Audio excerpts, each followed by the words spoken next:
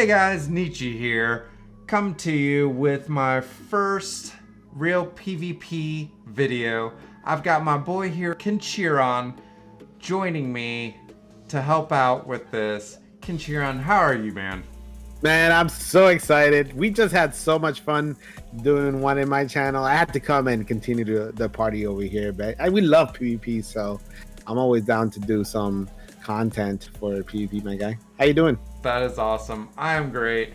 We are going to dive into this with the top 10 PvP characters outside of the bans that we were talking about on Kenshyron's channel. So please go check out his channel, watch the ban video first, and then come join us here. So coming in at number 10, we have the duo, Longshot and Shatterstar. They're an awesome combination. I'm gonna let you take it, Ken. Please let us know. At the dad, bro, you know, grandpa to the grandpa, dad to the dad. I love this duo, man. They're so fun in the game. I can't wait to see the rest of X Factor come through. But yeah, Shatterstar is actually one of the speeder characters in this game. He is a very, very good character. For PvP purposes, he can go really early. He's very devastating. Both his special and his ult are available on first turn.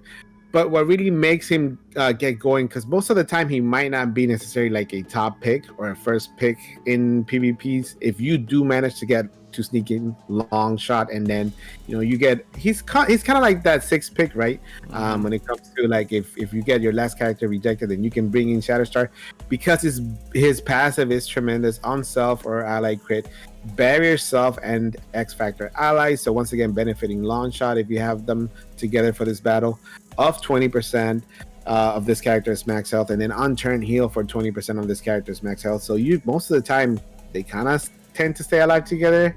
What do you think? What's going on there? Yeah, absolutely. They are an incredible duo. You do need to have Shatterstar typically as that sixth pick. After the reject phase, you can bait people with other characters, sneak long shot in there, and then pull in Shatterstar as your sixth.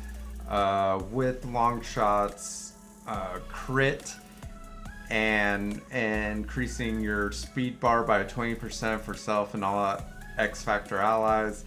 They are a very deadly combo. Long shots ultimate does a ridiculous amount of damage. Yeah. So, and then his special, which is a very low cooldown, provides bleed and AoE damage. They are one of the best. I know they're pretty much the best RTA combo and one of the best PvP combos. However, the reason they fall in number 10 is because they do have to have the duo. Yeah, run the duo, and then if not, things may fall apart. Yep. I like the duo though. All right, and now we're gonna talk at number 9 about Blob and Toad. And yes, another duo combination here for this one. I love using both of these guys. Sometimes I've managed to just not be able to get the duo going, so I pick one or the other. I'm going to talk a little bit about Toad, if that's okay with Nietzsche. He's actually a pretty decent controller. The good thing about Toad is he kind of brings a lot of different equations into a PvP battle with acid sprayed. You have you end up spreading all the negative effects again, or prolonging them by one. And then leapfrog, they're both pretty low cooldown. So while acid sprayed is not necessarily available right away, usually you end up starting with leapfrog, and you do clear some negative effects from self, and applying taunt and defense to Blob. Once again, the duo combination. It's good because you do clear some positive effects. So anybody like Ebony Maw or someone else that spawns with immunity, hopefully you can manage to take some of those immunities on the first turn. But yeah, an amazing controller in his own right, and definitely a stronger character if you manage to get him in with Blob. Which, Nietzsche, I'll let you take all the glory about Blob. Yeah, so one of the amazing things about Toad is that on his ultimate, he's gonna give Blob that ton up. Blob has an amazing resistance to prevent a lot of those dispels, a lot of those debuffs that are going to get applied to you. He's got great armor. He has good health. He is going to be that tank for you that you need. He's getting that offense up on 2 turns. He does those counterattacks, a lot of damage. He's putting up deflects, so typically what you want it to try to do is get him in one of those first 3 slots to where he's putting up deflects to the allies next to you. Great character. He with Toad, they work really, really well together. Solo, I would say Blob is slightly better. We're going to talk about a little bit later the synergy with another character on this list that the both of them work really well with. Yeah, Blob is annoying.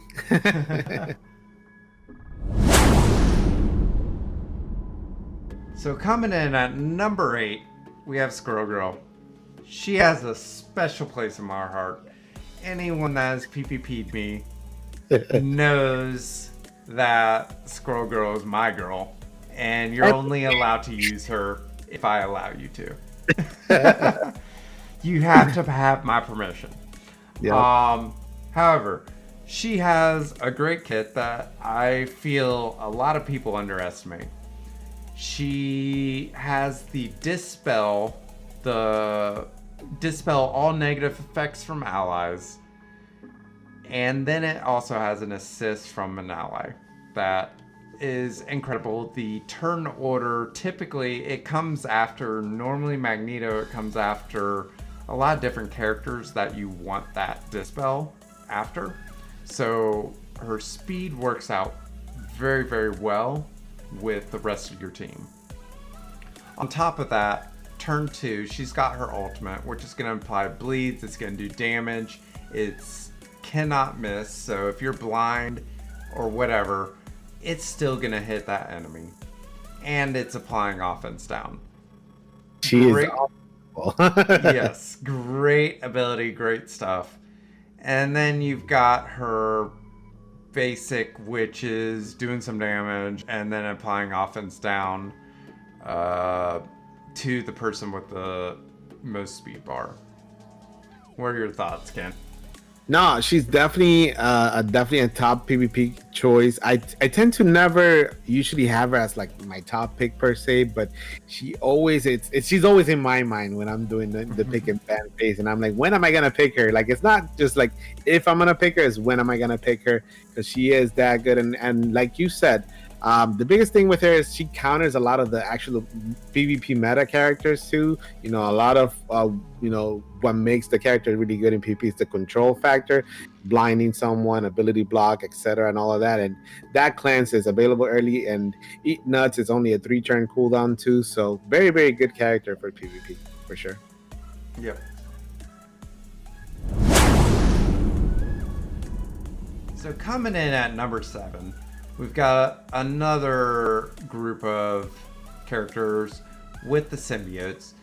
We're going to kick it off over to Ken talking about Spider-Man symbiote and Carnage. Yeah. So symbiotes, as you guys know, are so good everywhere in this game, and in PvP, they still don't disappoint. So, what makes them great is always the turn meter. And, with Carnage, we're going to talk about Carnage first.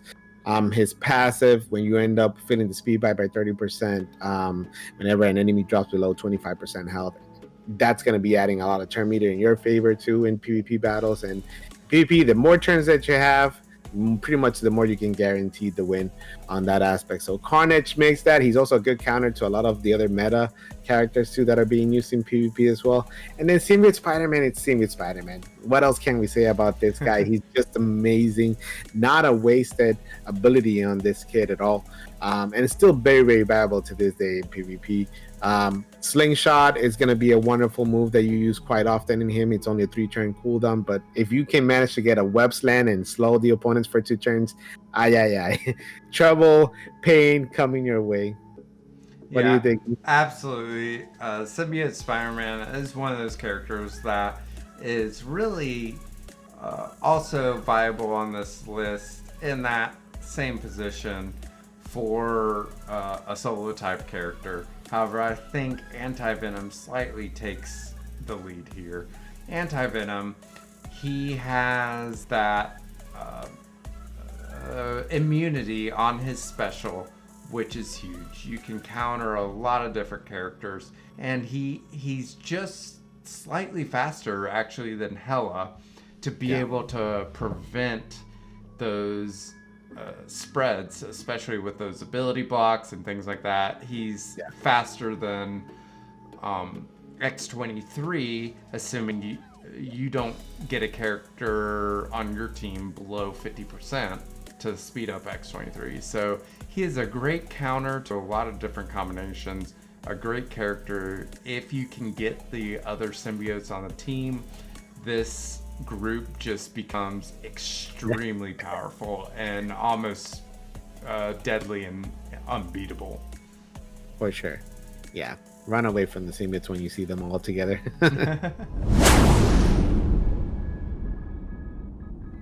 All right, and at number 6, we have yet another group, another faction, and we are talking about Inhumans in this one. And my God, are they a pain to deal with too in PvP as well, especially when you have at least a duo made of for both of these guys. They're all good in their own way. You can definitely get away with just running a yo-yo when it comes to PvP. Black Bolt, like we mentioned, as long as you can maintain him alive, he'll do tons of damage. But Crystal's actually very underrated and a good character in PvP as well. With a kit that can counter some of the meta characters, especially Cold Snap in particular. Phoenix is a pain in PvP, so that's a good one. But yeah, what are your thoughts on this faction, Nietzsche?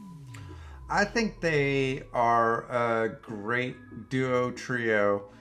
Yo-Yo in herself provides that offense down to your enemy opponent and can really reduce a lot of damage that is done to you. If you are lucky enough, normally you do pick Yo-Yo as a 6th pick. And Black Bolt potentially could get banned earlier. If he doesn't, then you pick that Yo-Yo, or you could pick them both a little bit earlier. But even if they ban Black Bolt, you still have some usability with Yo-Yo, because Yo-Yo does provide that offense down to your enemy opponents. And if you get to keep her and Black Bolt's banned per se, then you can bring in Crystal. And Crystal with Yo-Yo is still an incredible combination. You can explain why that. Yeah, for sure. Once again, and we know how good Yo-Yo's basic is paired up with Black Bolt, where you end up clearing those 2 positive effects, but not another bad basic if you end up pairing her with Crystal at the same time. You end up applying slow for 2 turns, plus the bleed. Not many basics do that in the game. So, and plus second wind, keep your Yo-Yo alive even longer as well. So once again, a really good passive for this team. Ends up healing the characters once they hit below 50% health, and then clearing 3 negative effects at the same time. So lots of survivability if you end up increasing Crystal. So you can go either way. Very, very good combinations with either or. So coming in at number 5 is Hela. Obviously, Hela is an amazing character. She summons Greg, who's going to reduce speed bar of your enemies. So it's going to make your enemies AoE or area of effect effects that damage multiple characters, punish them by reducing their speed bar. She also has the ability, and normally you're going to pair her with a Zemo or an X23 or something that provide a lot of debuffs to your opponent. And those debuffs get spread by Hela, and it becomes a fairly deadly combination. She works really well with Loki and Mordo and characters like that just provide a lot of utility for her kit. Yeah, for sure. It's a field day for you if you can have Hela and a couple of other characters like you mentioned that can provide some debuffs, especially earlier before she gets to go, and then spread those debuffs. Ability block on everyone, it's a pain at that point too. So very good character. If you don't deal with her with Hela early on, you're in for a struggle in this fight. She definitely brings the pain and nothing wasted on her kit either. That's what we love about her. That she pretty much can do anything, applying disrupted as well. So very good character for PvP and definitely worthy of that number 5 spot in my opinion. Yep.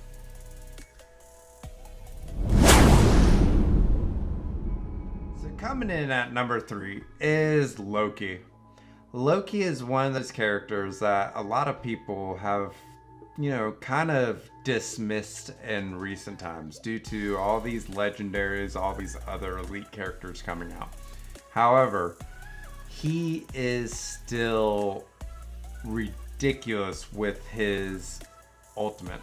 That ultimate and that mind control, getting those 2 mind controls on a specific target can change the outcome of game. He pairs wonderfully with X-23, Ghost Rider, Hela, Mordo. His speed up for those Mystic controllers with Ghost Rider and Hela helps out that team. And then just dropping people below that 50% mark helps out Zemo and X-23. Then you have on turn 2 the stealth that you can put on all of your team.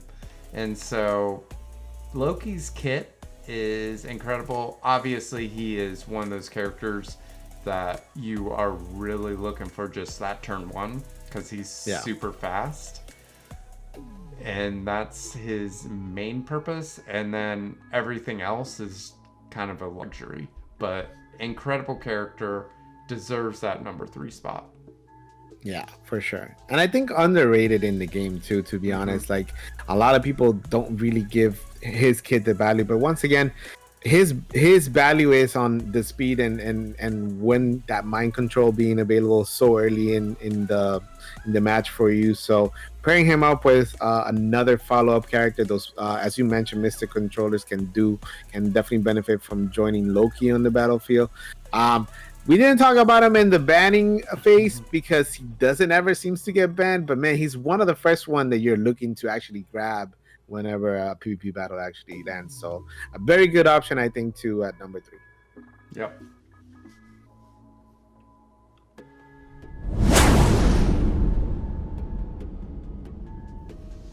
Okay, at number 2, we have the Master of Magnetism. As we just talked about him in my video, this guy is a pain in PvP. He's definitely an honorable mention. He tends to get banned quite often just because he's so good in PvP. This guy just doesn't lose value in PvP, at least in the game, because of his magnetic vortex. Pulling all enemies into 2 spaces, you're going to be grouping them and then attacking the primary targets within 2 spaces for 200 damage, but then applying the blind. Jesus, you're in trouble if you don't have anybody that can clear those debuffs in the field. You're going to get a lot of turns, blinds on the other side. So, and then he's not only good because of that, but he's also very good because of his passive. If you pair this guy up with a couple of Brotherhood characters like Blob or like Toad, this guy's gonna go pretty fast in the game, so definitely take advantage of pairing him. If you can manage to sneak in another Brotherhood member, you fill the speed bar by 15% plus 50% speed bar per Brotherhood ally. So a couple of Brotherhood allies in the field and this guy just goes off, huh? Yeah, absolutely. He has a lot of synergy with a lot of different characters. And, he's going to add some health to Mr. Sinister. Him and Mr. Sinister is one of the best combinations to get on the field. That mutant, and if you can get Emma out there, that is incredible.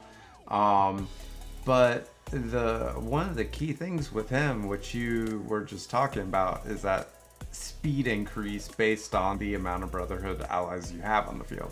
So the fact that he's got, a mid-level speed, you can literally speed him up to the degree that you want him to be at based on the amount of Brotherhood characters you have on the field.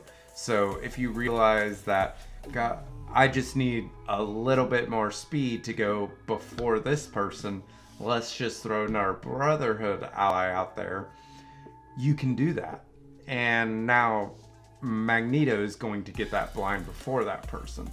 So the ability to manipulate his speed is incredible. And obviously his special also applies that disrupt for 2 turns, the slow.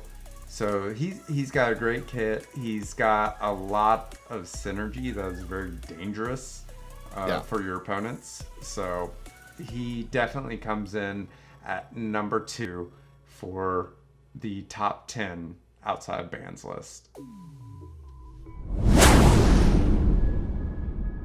Coming in at number 1, we have X-23. X-23 is one of the characters that did fall under the honorable mentions for the ban list that has been showcased on Kenshyron's channel. Please go check that out. She is an incredible character with an incredible kit.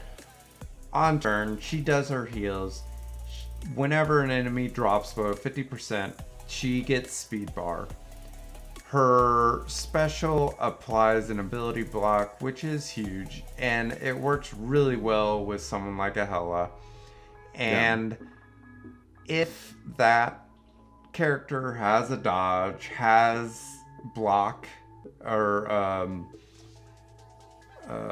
the block ability up, then she will double attack with an unavoidable attack and apply an ability block there. So she can actually stack that ability block up onto your opponent. Great character. Feral Rage, her ultimate does a ridiculous amount of damage as well. Yeah, for sure. And like I said, I think she's such a priority to target in PvP as well, because if you don't take her out early and you're in a one-on-one fight with this one, man, you're in trouble. With Snicked, you get that gain evade as well, but with her passive, once again, if she drops below 50%, then she ends up gaining 2 evades as well, plus on turn she heals as well. So yeah, don't wait till the last minute to take out your X-23 as an opponent. She's that good in PvP.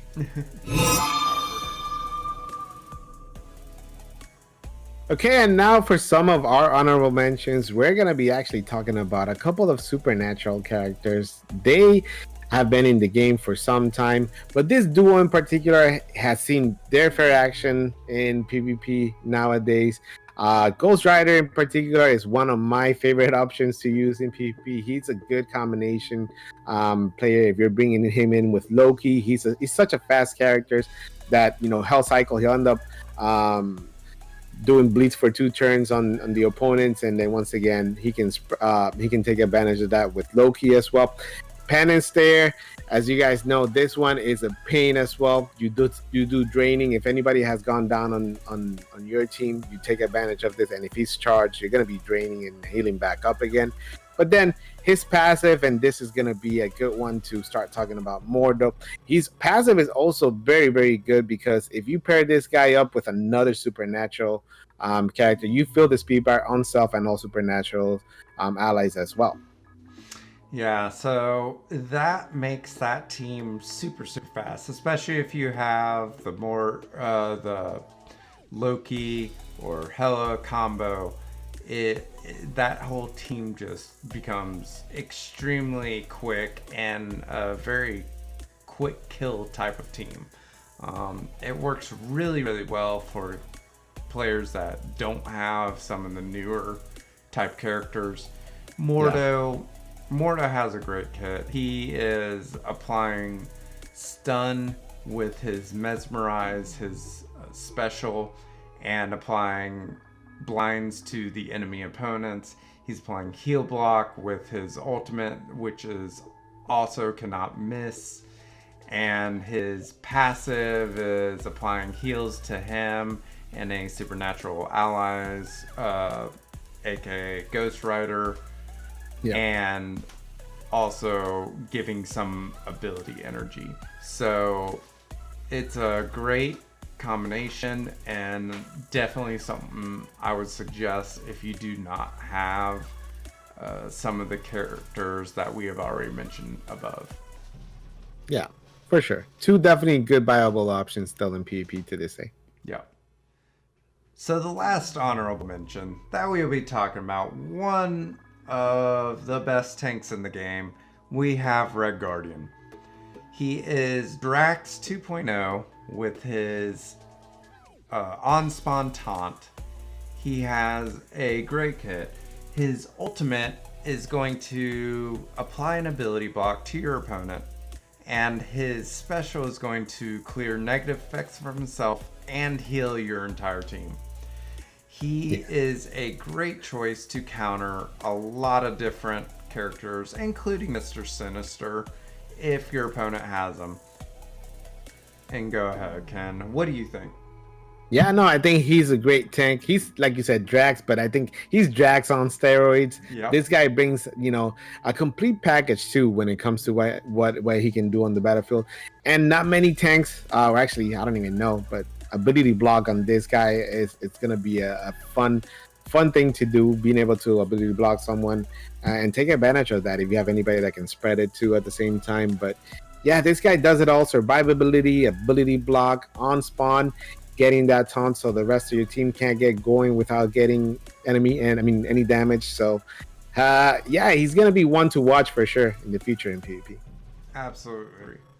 All right, guys, thank you for joining us tonight. I am so happy that Ken was able to join me for this video doing the top 10 PvP characters outside of the ban list that we discussed on his channel. Please go check it out.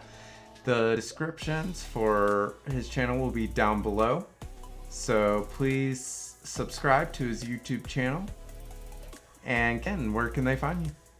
Yeah, for sure. As you mentioned, I definitely am getting going in YouTube, but I also stream on Twitch every Monday, Wednesday, and Friday. So I want to say thank you again for having me here. It's always a party when I get to hang out with Nietzsche and talk some PvP. We know we love some PvP, and like I always say, PvP is not going anywhere. Deal with it. Hell yeah.